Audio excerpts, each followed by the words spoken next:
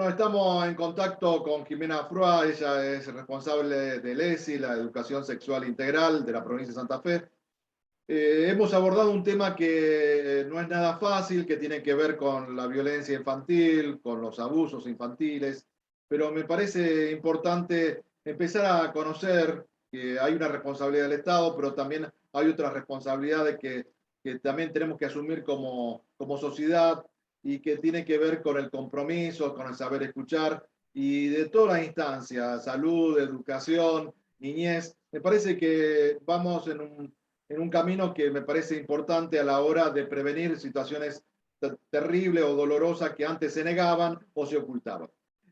Jimena, un gusto, muy buenas noches para vos. ¿Cómo estás? Buenas noches para vos y muchas gracias por la invitación. Muchas gracias.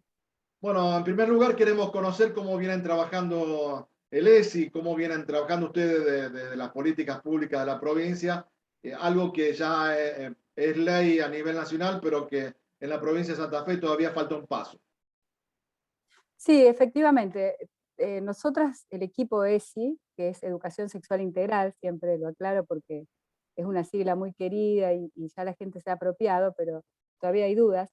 Es Educación Sexual Integral, es una ley, como vos decís, que está vigente desde el año 2006, o sea, este año estamos cumpliendo 15 años, de una ley que tuvo una historia previa de más de 30 años de discusión en las diferentes provincias. Había habido intentos en muchos momentos de leyes provinciales. Todas esas, incluso Santa Fe también tuvo una ley provincial de educación sexual, no era integral, hace muchos años, y todas esas experiencias que tenían que ver con discusiones públicas sobre lo que debía enseñar la escuela en términos de sexualidad, fueron condensadas en la Ley de Educación Sexual Integral del año 2006. Que obviamente, aparte de una ley, fue un programa político, porque lo que definía la ley 26.150, lo define en sus objetivos y propósitos, era cumplir aspectos que proponía ya la ley de educación, la ley recién, que unos meses antes había sido aprobada, la Ley Nacional de Educación, que era ampliar los derechos y sobre todo actualizar la educación a lo que es el paradigma de derechos humanos, que era realmente una deficiencia, o si querés, una mora histórica del Estado Nacional argentino, que tenía varios años, porque estos derechos tenían que ver con los tratados que tomaron rango constitucional en el 94. Así que imagínate que del 94 al 2000 habían pasado muchos años y esos eran compromisos asumidos. Así que todas estas leyes de ampliación de derechos, que son conocidas como las 26.000, que está también la de educación, la de niñez, que es otro tema que viene al tema central que vos proponés, que es el de los abusos contra niños, niñas y adolescentes, todas implicaban una actualización de la educación y de las políticas públicas al paradigma de derechos humanos. ¿Cuál era el plus de la ESI o cuál es el plus? Es que no se concibe los derechos humanos sin perspectiva de género y disidencias sexuales, que son las tres patas de la ESI, ¿no? Derechos humanos, en el caso nuestro como es educación de las infancias y adolescencias, todo lo que implica el interés superior del niño, la autonomía progresiva, etcétera, con perspectiva de género para decir que para el cumplimiento de los derechos humanos se necesita mirar con lentes de género las desigualdades, profundas desigualdades que hay de género en la educación, y por supuesto que esto lleva su correlato en la vida cotidiana, ¿no? Desigualdades de acceso a los bienes, al rol en la familia, ¿no? Y disidencias sexuales. Así que desde aquel entonces, hace 15 años, que en Santa Fe tenemos un programa ESI, porque lo manda la ley, la educación es pública y es nacional en Argentina. Por lo tanto, las leyes nacionales en educación marcan los designios de las provincias, lo que por supuesto no quita que nos vendría muy bien sancionar la actual ley de educación en tratamiento, vigente todavía, provincial, porque esto habla también de la necesidad de que esta es una política que en 15 años se ha ampliado mucho y requiere recursos y requiere un nuevo acuerdo y compromiso provincial que, por eso digo, no viene mal que se apruebe. Así que de aquel entonces nosotros trabajamos. ¿En qué trabajamos? Trabajamos con las escuelas, desde el nivel inicial hasta el nivel superior. Como lo marca el programa ESI, con contenidos específicos por nivel, por modalidad, y por supuesto que esto implica que en diferentes edades y niveles se hablan de temas distintos. No es lo mismo hablar del cuerpo en nivel inicial y abordo solamente los temas que tienen que ver con la convocatoria a la invitación que me haces hoy, que es hablar del cuidado de las infancias en términos de situaciones que pueden implicar en algún momento vulneración o abuso, ¿no? Digo, son dos situaciones diferentes. Hay situaciones de vulnerabilidad, de vulneración, y hay situaciones de abuso contra niños, niñas y adolescentes. Pero digo, para trabajar esos temas de nivel inicial, el cuidado del cuerpo, el conocimiento de las partes, ponerle nombre a las partes íntimas, entender que lo íntimo es algo que todas las personas debemos poder vivir y desarrollar, poder decir que no, por más que no quiero que me toque, aunque sea alguien cercano, que yo afectivamente, pero si digo que no es no. En la escuela primaria se avanza sobre las diferencias que empiezan a ocurrir, los cambios que se ven y se sienten en el cuerpo, poderle poner palabras a las emociones que sentimos, los rechazos, cosas lindas y cosas feas que sentimos, poder ser sensible a un acto que es violento, cuál es violento y cuál no. Y en el nivel secundario ya se le podemos poner otros nombres y otros recursos a esta mirada del cuidado del cuerpo y la afectividad también. Así que un poco de eso es lo que venimos trabajando ya hace 10 años en la provincia de Santa Fe. Sabes que me parece interesante porque hay un tema que he charlado en este programa y tiene que ver con saber escuchar, ¿no? Saber escuchar significa darle entidad a lo que nos dicen nuestros niños, nuestros adolescentes, y también esto, ¿no? De la apropiación de derechos, pero también hay un compromiso por parte de los docentes, de los representantes de la educación, los representantes del Estado, porque en definitiva son empleados públicos con una cierta capacitación, y el ESI es una herramienta para acercarnos, saber escuchar y trabajar preventivamente en situaciones de violencia. Claro, lo que vos decís es la historia de la educación pública, digo pública en Argentina, ¿no? La docencia, yo soy maestra, soy docente de escuela primaria, y en mi carrera he llegado a ser directora de una escuela primaria. Sabemos, quienes transitamos los espacios educativos, que en Argentina siempre ha constituido un espacio de garantía de derechos. Desde bueno, hace algunos años, ¿te acordás cuando se trataba de poner en debate el tema de la alimentación? Decíamos, a ver, la comensalidad también es un derecho que se aprende en las instituciones educativas, no es solamente en las familias, ¿no? Al compartir, un montón de cuestiones que tienen que ver con los derechos de los niños venían siendo. Lo que le agrega la ESI es herramientas para poder desnaturalizar algunas cuestiones que estaban bastante invisibilizadas en las instituciones, entonces no permitía ver que había alguna vulneración de derecho y no se podía trabajar en ese sentido. Digo, por dar un ejemplo un poco tosco, pero cuando un niño viene desganado, con hambre, con una cierta situación que vos ves de precariedad material, podés identificar que puede estar pasando una situación que a lo mejor requiere cierto fortalecimiento en la alimentación, en algunas pautas. Ahora, había niños que llegaban a las escuelas con una mirada perdida, con ciertos indicios de que no querían hablar de lo que pasaba en casa.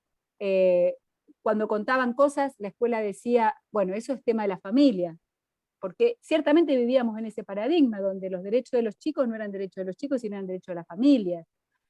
Por eso digo que juegan estas tres ideas, ¿no? Poder visibilizar que hoy estamos en un mundo, en una civilización, en un avance civilizatorio donde los chicos tienen el mismo derecho a expresarse que cualquier adulto. Digo esto porque algunos de los que estamos hoy aquí mirando el programa, o participando, Aldo, Bollo, hemos vivido momentos de la historia donde los chicos no hablaban, o te permitían hablar cuando eras más grandecito. Bueno, O de eso no se hoy habla. hemos O de de eso no eso se no se habla. habla, eso no son temas para chicos. Entonces, esto se arrastra durante mucho tiempo y hoy es necesario, primero, comprender que los chicos tienen derecho a poder decir lo que les pasa y a decir que no. Y que la familia no es un lugar de lo privado, ¿no? Cuando hablamos de derechos, tenemos que decir que cualquier espacio es público, porque se puede estar tocando un derecho, se puede estar afectando un derecho de una persona que es niño o niña, pero que es una persona y que tiene derecho a decir que no, que le guste, que no le guste, no puede estar a disposición de otra persona. Digo esto porque por ahí son los discursos que tenemos que empezar a trabajar con la docencia, que es totalmente, una vez que tenemos los espacios de conversación, esto hay acuerdo, nadie puede no acordar en esto, ¿no? El tema es, bueno, que ese es el trabajo que hace la escuela, poder visibilizar, como decís vos, la responsabilidad de comunicar autoridades cuando corresponde, es decir, si un niño manifiesta que esta situación está ocurriendo, primero tiene que haber una mirada atenta que lo vea, que esto es lo que nosotros trabajamos, el antes, la formación, ciertos indicadores que nos pueden estar hablando de un abuso sexual contra niños o niñas, ¿no? Trabajar sobre los estereotipos y mandatos, ¿no? Por ejemplo, esto pasa con niñas y no pasa con niños, no, pasa también con niños. Esto pasa afuera de la casa, no, pasa adentro. Esto suele pasar con personas ajenas desconocidas, no, justamente suele ocurrir con mayor frecuencia con personas conocidas y de confianza. Bueno, pero ¿por qué? Porque hay espacios de arbitrariedad, hay espacios de silenciamiento, y esto es lo que nosotros tenemos que empezar a trabajar. No pueden existir espacios de secretos. Y esto es lo que se habla en un nivel inicial, y es donde aparecen, Aldo, las situaciones de los chicos enunciando vulneración y abusos de derechos. También Cuando vos estaba empezás a hablar de pensando los que, bueno, secretos. estamos hablando de derechos, pero también hablamos de construcción de ciudadanía, de apropiación de derechos. Vos hablabas del ámbito privado y lo público, pero también sujetos políticos. Creo que también definir qué es lo que queremos es una elección política, es una elección subjetiva de cada uno de nosotros. Y tener estas herramientas que impliquen el conocimiento y saber nuestros derechos, creo que es un cambio de lógica muy importante, sobre todo en los adolescentes, en los niños, porque hemos vivido etapas en nuestra historia personal que era muy difícil poder expresarnos, esto que hablábamos, que no se habla, que vos no tenés derecho a hablar. Hoy tenemos que empezar a escucharnos entre todos, y desde más chiquito tenemos que ser atentos a lo que nos dicen. Claro, bueno, me parece buenísimo lo que planteás, porque me da pie, bueno, yo soy feminista en los espacios, digo, cualquier mujer que empieza a poner en clave política y de histórica la relación de las mujeres con la vida, con la historia, con la sociedad, no puede dejar de ser feminista, porque es notable la diferencia que tenemos de acceso a los espacios, a la vida cotidiana, a la libertad, ¿no? Nosotros siempre planteamos que hace unos años, no hace mucho, la mujer no tenía estatus cívico. Vos hablas de sujeto político, ¿no? Hace poquito se abrió la discusión con el tema de la X, la utilización del documento de identidad. Entonces me preguntaban, ¿vos qué opinas? Yo opino que es una medida que avanza, pero sabemos que no sirve más poner sexo. ¿Para qué serviría poner sexo? Si sexo tenía que ver con un estatus político diferenciado, ¿no es cierto? Los varones tenían, ¿te acordás? Libreta de enrolamiento, porque La iban a... colimba, El la mandato, colimba.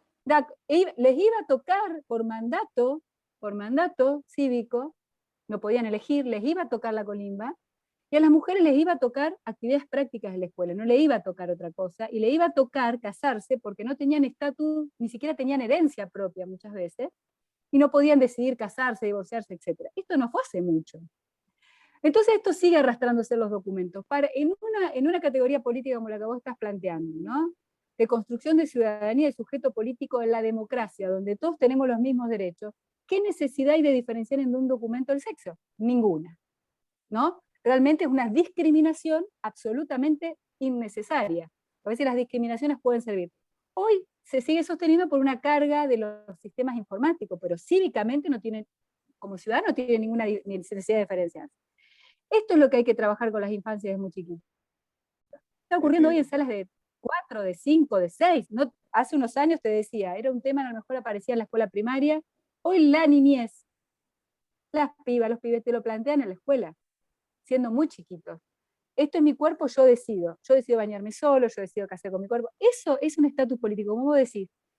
Lo personal es político, yo decido qué voy a hacer con mi cuerpo, defino qué me gusta, qué no me gusta, y por supuesto en una sociedad, ¿no? Porque esto no quiere decir que se alienten medidas absolutamente autónomas de la niñez, porque la niñez tiene que ver con esto, con la autonomía progresiva. Por supuesto que los niños a determinada edad pueden decidir algunas cosas y más grandes otras. Pero bueno, esto creo que vos estuviste o vas a hacer una entrevista con Adriana Luso de Niñez, y bueno, nosotras desde Niñez y ESI en educación venimos hermanadas por la Salud, y ley salud también, también. que es otro elemento importante, salud. Otro elemento también nosotros, bueno, ahí tenés, la ley de salud, la ley de niñez y la ley de ESI en educación van hermanadas en esto de la apropiación de los derechos, el conocimiento primero, ¿no? Porque también, Aldo, para la audiencia y quien nos mira, nosotros decimos siempre que esto, la primera puerta de entrada es lo que nos pasa a nosotros mismos con estos temas. Hoy tiramos la frase, de eso no se habla, nosotros, la mayoría de los que estamos hoy mirando este programa, seguramente hemos vivido una instancia donde dijeron, de eso no se habla, la negación y el silenciamiento. También el tema, el prejuicio sobre quiénes hablan y quiénes no, y otra cuestión que descuida mucho, porque hoy vos planteabas el tema y yo digo, bueno, la educación que hace, cuida. No conocer, no saber de todo esto que estamos hablando, no tratar de hablar sobre los prejuicios, tabúes y mandatos, ¿qué hace que descuidemos? Sin querer, descuidamos. Entonces, aprender a cuidarnos como sociedad tiene mucho que ver con conversar los adultos sobre qué mundo queremos en una democracia y cómo nos vamos a ir construyendo como cuidadores y corresponsables de esas infancias. Como vos dijiste al principio, ¿Sabés qué una me parte hace la parece? escuela, otra parte la salud, otra niñez y por supuesto que también la familia.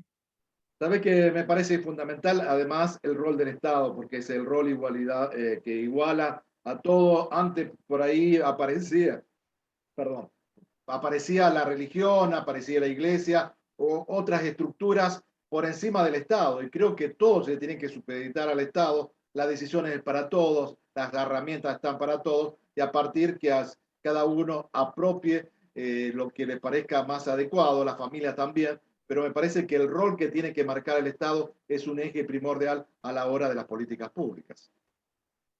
El Estado es, y lo demostró la pandemia, ¿no? Yo creo que hay varias cosas que quedaron claras con este baldazo de realidad que nos marcó la pandemia, nos marcó la fragilidad humana, ¿no? Teníamos muchos planes y de un día para el otro la necesidad de lo social, la necesidad de... Bueno, y también así como nos mostró las fragilidades, nos puso a reflexionar un poco sobre el valor de la vida, del mundo, de qué queremos de este mundo, creo que también dejó en claro que si hay algo que nos salvó, quizás de más muertes, de muchas cosas, que algún día las vamos a poder evaluar con la distancia que requieren, ¿no? Ahora es muy difícil hablar porque todos tenemos algún familiar, algo enfermo, fallecido, etcétera, entonces nos cuesta hablar con la distancia necesaria. Algún día veremos, digo que lo que nos hizo fuerte en esta pandemia ha sido el rol del Estado, y el Estado se expresa por políticas públicas.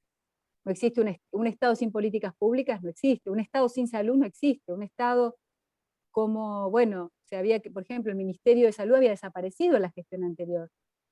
Y este gobierno nacional restituye un Ministerio de Salud que es para generar políticas públicas de salud. Ni la En dictadura lo educación, sacó, ni el ni la ministerio que dictadura. creó Bueno, Carrillo, ni los militares lo sacaron, y bueno, bueno el liberalismo lo sacó.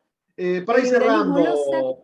Para ir Sí, sí. cerrando, Jimena, me parece, vos hablamos de salud, de educación, y también no podemos dejar de lado digamos, la cuestión reparadora de la justicia. Tenemos que confiar en las instituciones de la República, y bueno, la justicia no podemos tomar a cuenta propia hechos que tienen que delegarse en la justicia y creer en la justicia. Me parece que también la capacitación del MPA, la institución policial, los jueces, romper con el patriarcado, son pasos importantes a la hora de ir encaminando la sociedad que todos queremos que se construya.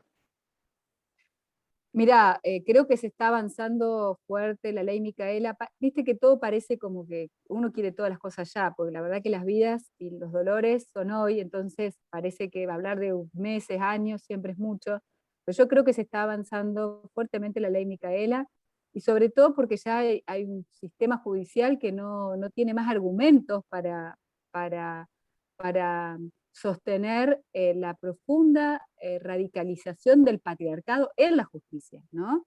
Por eso ahí no solo es la ley Micaela, que puede ser muy útil para la justicia en los niveles administrativos, pero digamos, hay que tratar de trabajar sobre, por ejemplo, fiscalas, que haya más mujeres fiscales y feministas, porque tienen que poder ver esta realidad, esto que hablamos del abuso contra niños, niñas y adolescentes, requiere de actuaciones muy rápidas, ¿sí?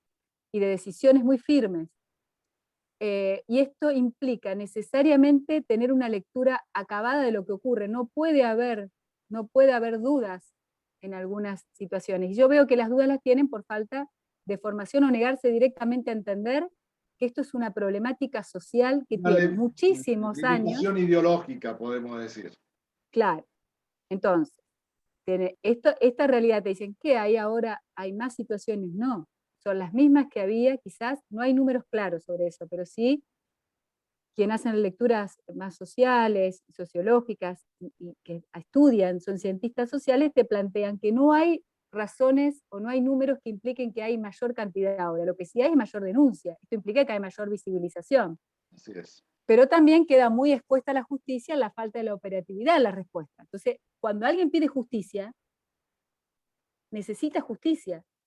Y los No tiempos necesita cortos, ¿no? No se respuestas. puede dilatar en el tiempo porque No ya se se transforma en puede justicia. dilatar la justicia. Y vos no sabés lo negativo que es cuando la justicia no trabaja en su forma, porque todos estos pasos que yo te digo, que son los fundamentales, que son corresponsabilidad, que actúa salud, que actúa educación, que actúa niñez, cuando pasan a la justicia a veces vuelven las situaciones y eso afecta mucho a esto, a lo social, a lo comunitario, a la idea de que podemos juntos, ¿no?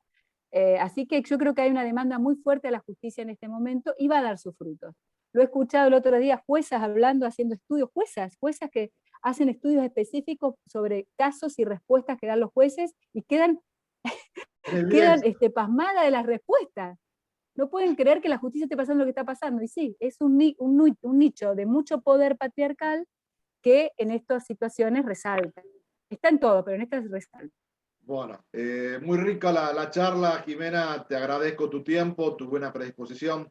La invitación es para volver a seguir en otro momento. Hay tantos temas que me parece que son importantes y que tienen que estar en la agenda periodística, pero en mayor medida en la agenda de las políticas públicas. Muchas gracias. Bueno, gracias a vos, fue un placer. Las preguntas la verdad que me motivaron mucho a pensar y a repensar lo que hacemos todos los días, cómo seguir y cómo proponer políticas mejores. Así que un gustazo. Bueno, muchas gracias. Un Saludos. beso grande. Un beso grande.